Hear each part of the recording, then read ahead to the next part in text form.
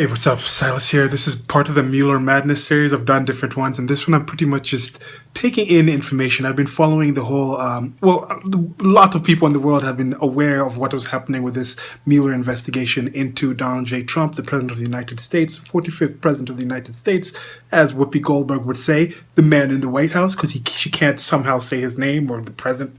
A lot of people just can't say his name. He's like Voldemort. If you say his name, he's going to show up. He's going to kill us. Can't do it. Anyway, so you have these kind of people. Now, with the thing coming out, the Mueller report finally came out. He finally turned it in. About 2 years into it, $25 million into it. And then he said his two things were to find obstruction or find collusion. Now, in his initial report, he submits that to the Attorney General and the Deputy Attorney General and a few other people in that part who are the head of the Department of Justice, and they look at it and then they release something to the general public.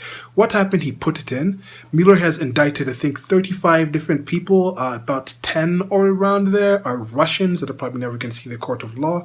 Other ones are were involved in President Donald J. Trump's campaign in different ways, but none of them were directly indicted for actual collusion. Some of them was like lying to the Russians or things like this, and I've talked about that in a different video, but specifically lying are all lies.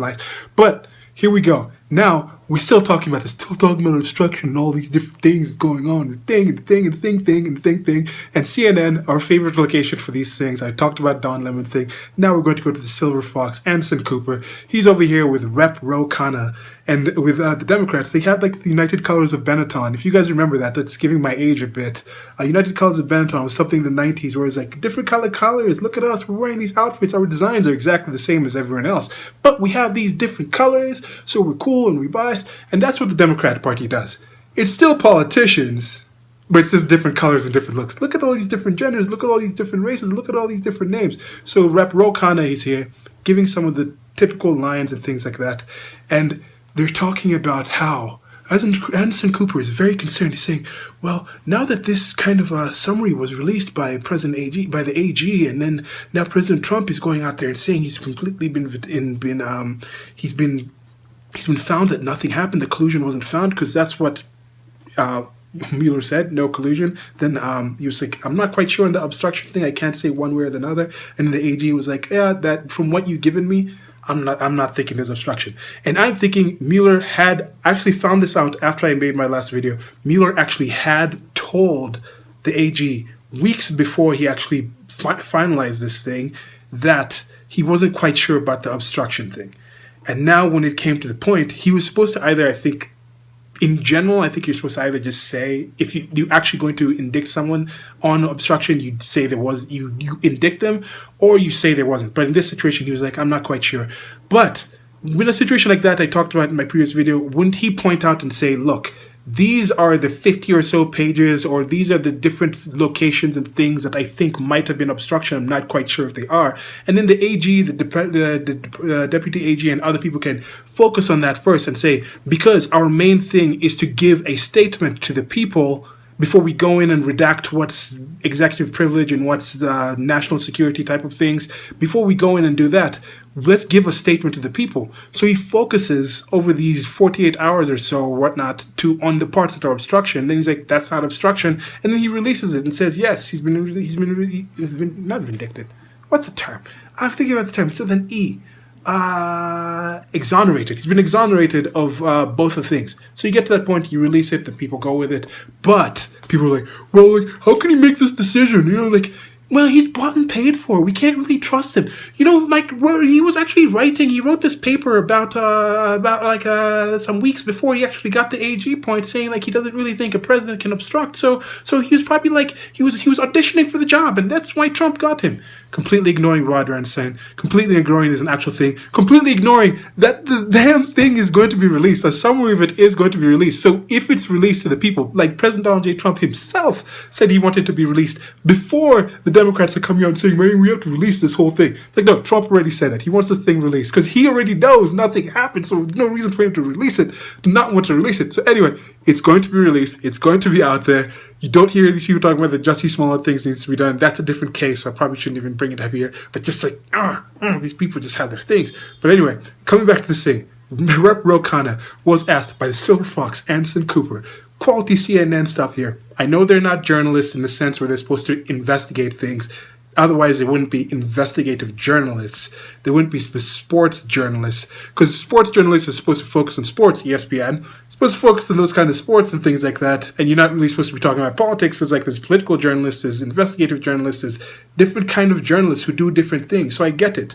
These people are reporters or so. They're just television personalities. More of that, they just read scripts that other people tell them about. They give some opinions. It's turned into more of a different thing.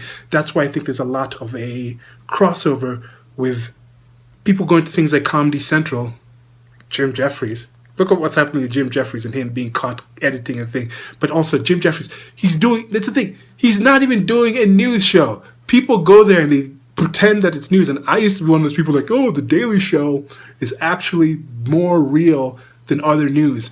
When I think the actual things I'm looking back now is that the real news was actually becoming more and more like The Daily Show.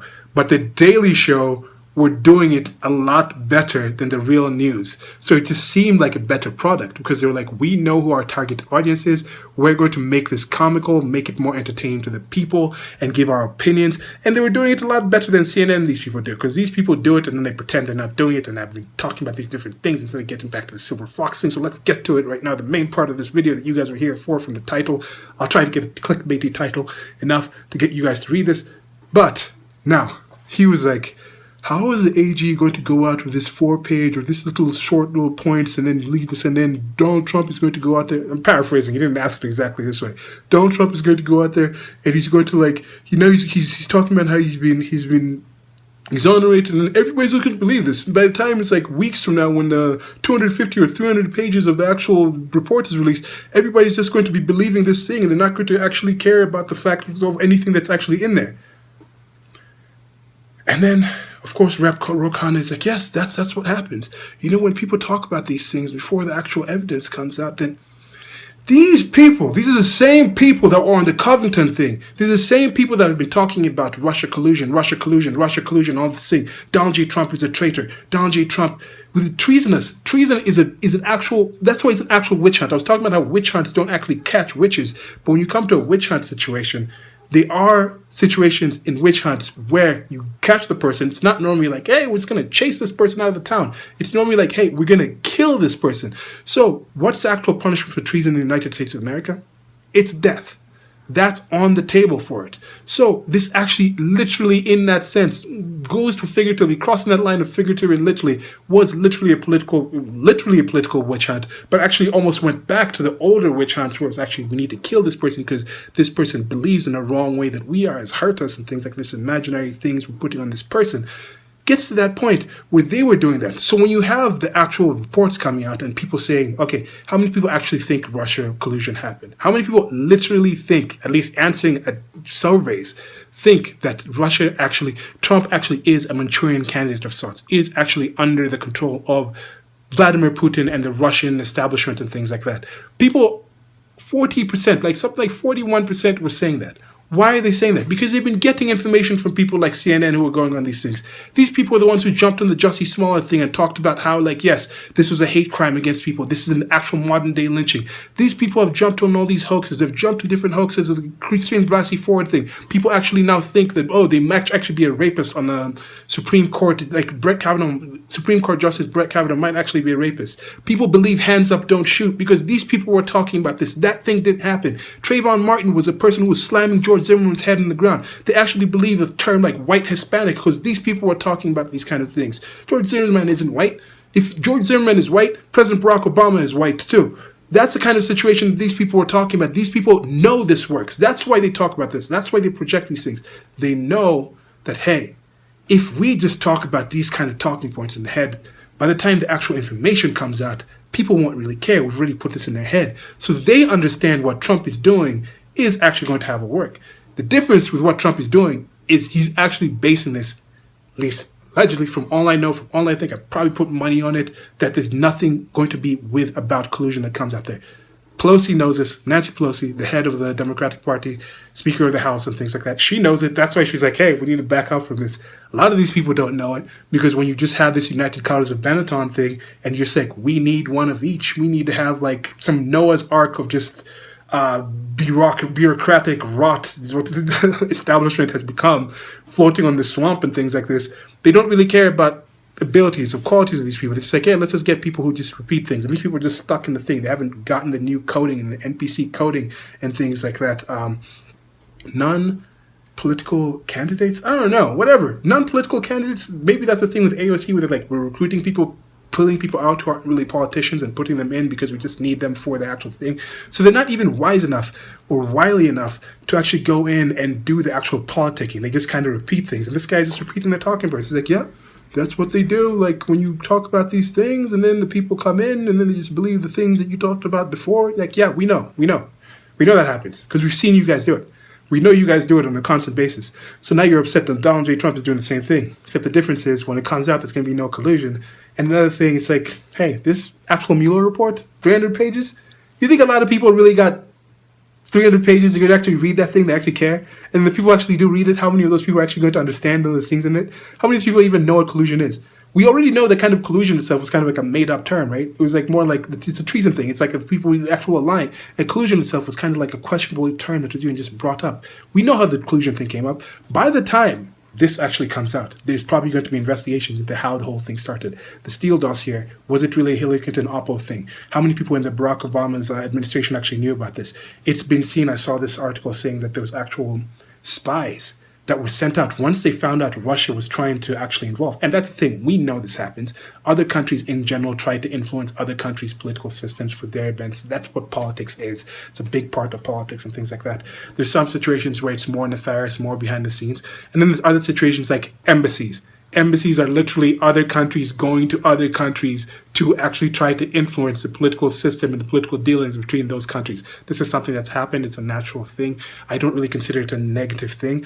But when you do it in that nefarious way, trying to change the will of the people, then yeah, that's another thing. First of all, do you think Americans are stupid enough to actually be swayed by how much percent of what kind of actual influence was done? So I wouldn't mind actually seeing how much was done and how many people were actually swayed by this. But that kind of situation, we know that happens. But there's going to be investigations in that. So when that Mueller thing comes out, weeks from now, they said it's going to be a couple of weeks, how many people are going to read it? I'm probably not going to read it. It's 300 pages. Unless I'm getting like a lot of like money like donated to me or something, or somehow like I've gotten a job or something by then I might actually read it. But till that point, I got a lot of other 300 pages of things I'd rather read than the Mueller report because I actually trust enough in the Attorney General that he's actually done his job, and there's actually other people who are lawyers enough who will actually be able to go read that and be able to say, like, look, this guy was wrong about this and point this out with actual evidence. But I think most of the people in the Democratic Party that actually want to get this stuff is because they know there's a lot of research done with people involved in the Trump administration, who are people who are also going to be involved again in the Trump administration, in the 2020 run-up, in the 2020 election, and they want to have more dirt on these people. They just want to have more information on these people. There's a lot of research done into Donald Trump's family, his friends, and this is a thing, they just want more info on these people. Some of them might actually just be like, wow, Trump is actually really good. Let's actually find out some things about what he did. Because you see some of the people actually trying to do some things that Trump had done, like social media-wise. Just how Trump kind of did some things that President Barack Obama had done in his campaign, and then now I think they also just want to learn. This is just free research. This is free research on a political campaign that trounced their supposed best, most qualified candidate ever. So yeah, that's this part of the whole Mueller madness. Probably going to be more. These people are mad. It's not going to end now. The Mueller madness is upon us. One more thing, they're talking about how he's disparaging Peter Schiff, who's he's a Democratic politician, and President Donald J. Trump is just the best with the whole with the whole nickname thing. He was talking about Beto O'Rourke with arms and like how it's just like that's all I can see now. Like it's the guy that he says something, you're like, oh my, how did you not see that before? And like all you see is the arms moving in Beto O'Rourke. And then with Peter Schiff, he was like, but he said pencil neck Schiff, and that's something I was noticing before, like maybe a couple of days before I heard the nickname. I was like, something off about this guy's neck, and then Trump's just like pencil neck Schiff, and it just sticks. And people are lulzing about this just here in the comment section of the CNN YouTube video. I might leave a link below to it. you can see the comments. People are already reacting to this thing. CNN has taken yet another dip. I think this might truly be one of those death nails in the coffin of the CNN, at least the mainstream media, because people know some of these MSM, how they've been biased, how they've been pushing this thing, and you lose credibility. Eventually, people just be like, hey, we don't believe you anymore. And to have the actual CNN page here, this was published, I don't know how many hours ago, it doesn't say. It was published yesterday on the 28th.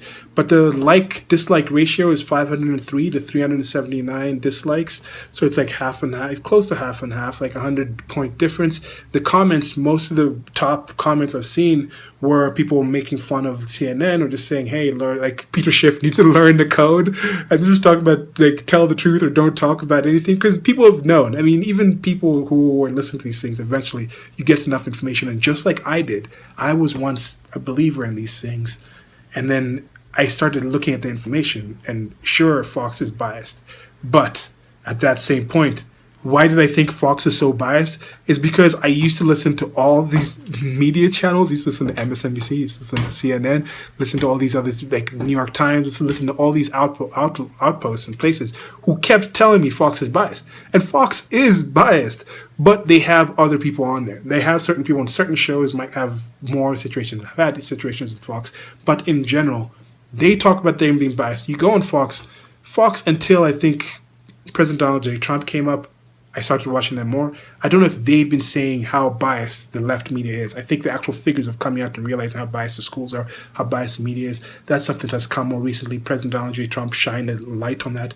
And I think a lot of people, I started realizing a while back, like, hey, these people are actually really biased. They're telling me things that are not happening, that are not necessarily true. From the start, when people were reporting Donald J. Trump, they were saying, hey, he came out and he said all Mexicans are rapists. And I'm like, guy, how would you say that? Then I actually went and listened to the speech.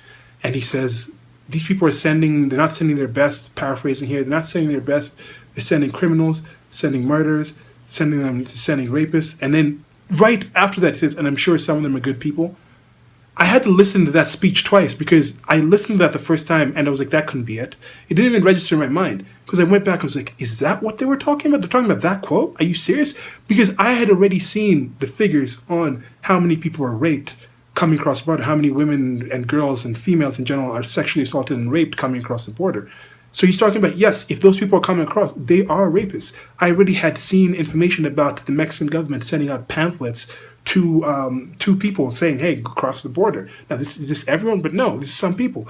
Now, I've seen people who are coming through Mexico, and if they're coming through Mexico and not being stopped, we have asylum, we can stay in Mexico, and they're actually being funneled through to the border. These people are being sent. So I'd already seen these things, and him saying they're not sending their best is a fact, is true. And this is the kind of situation that from that was one of the major things that made me think, like, okay, I need to really question what I'm hearing from these supposedly mainstream trustworthy media, even keel stations, even keel locations. I started going, like, I need to actually watch all these channels. I need to be watching Al Jazeera, I need to be watching Fox, I need to be watching this, I need to be reading other sources. Of course, the independent media, I was already very heavily into that and taking that kind of information. And also started thinking I need to start creating some content myself because, hey, you don't know who's going to hear what you said and it's going to lead you to something else, because I think this is a big one. I think this Mueller thing is a big one for a lot of people who've been following these guys, and now they're switching over and saying, hey, these guys have been doing us grimy for way too long. We need to actually get in touch with reality, because I think most people do. I think most people, we can only compartmentalize things, rationalize things, special plead things for long enough, and then it gets to the point, once we get that point where we realize, hey, we're actually wrong on this, most people try to switch, and more power to you if you can.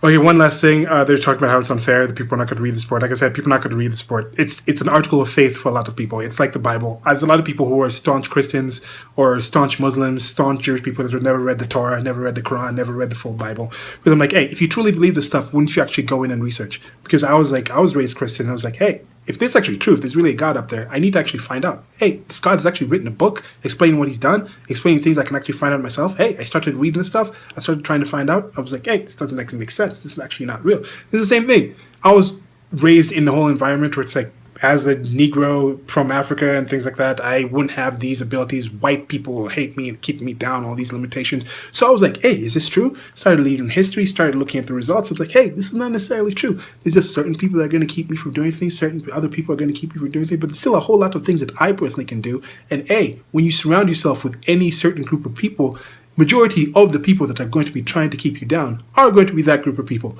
But also, in general, majority of the people that are going to be trying to bring you up will be that group of people at the same time. So if I'm living here in Kenya, majority of the people who are not trying to boost me up to be the best man I can be are Negro, Kenyan, Africans. If I live in the United States of America, if there's going to be a certain percentage of the population that's going to do that in a predominantly white country, majority of the people doing that are going to be white, Caucasian males or Asian, whatever we want to call them, whatever, Caucasian, Iberian, whatever. Anyway, so yeah, that's just one thing I wanted to add here, where it's like, look, this kind of situation, talking about this unfairness, it's stop it.